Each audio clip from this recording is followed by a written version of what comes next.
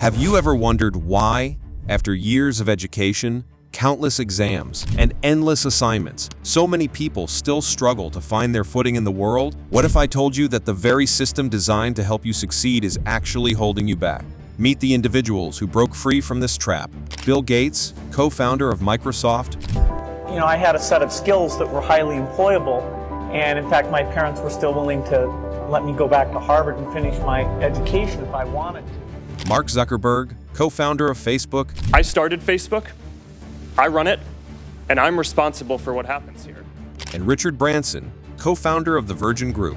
If you're not good at conventional work at school, you're made to feel stupid. They didn't just climb the ladder of success, they built their own paths entirely. But here's the twist.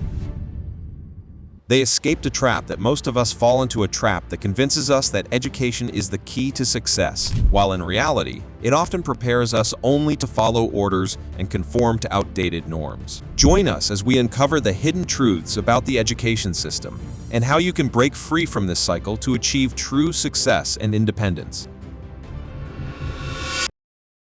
In the US, more than 500,000 people don't send their children to school. Ironically, many of these are teachers who know how flawed the system is. On the other hand, you, a college student, might be spending time on assignments, maintaining 90% attendance, memorizing books unwillingly, and following every rule, hoping that after graduation, you'll land a good job, buy a big house, get a fancy car, get married, and earn a lot of money. But what's the reality? After years of studying, obtaining degrees, and qualifying exams, you still struggle to find a job. Despite numerous interviews, rejections become common. Society starts to mock you, leading to isolation and low self-esteem. Eventually, you may secure a job, but the salary is insufficient to fulfill your dreams, forcing you into loans and a cycle of fear of losing your job, constantly worried about managing expenses. In 1806, despite having one of the best armies, Prussia lost to Napoleon. The Prussian leaders realized their soldiers were using their own judgment during war, instead of strictly following orders, unlike Napoleon's army. To prevent such a defeat again, they devised an education system aimed at producing obedient soldiers. This Prussian system made education compulsory for children aged 5 to 13, teaching them just enough to follow orders without questioning. This model was adopted globally, not to create thinkers, but obedient workers for emerging industries during the Industrial Revolution. From 1760 to 1840, the Industrial Revolution was at its peak.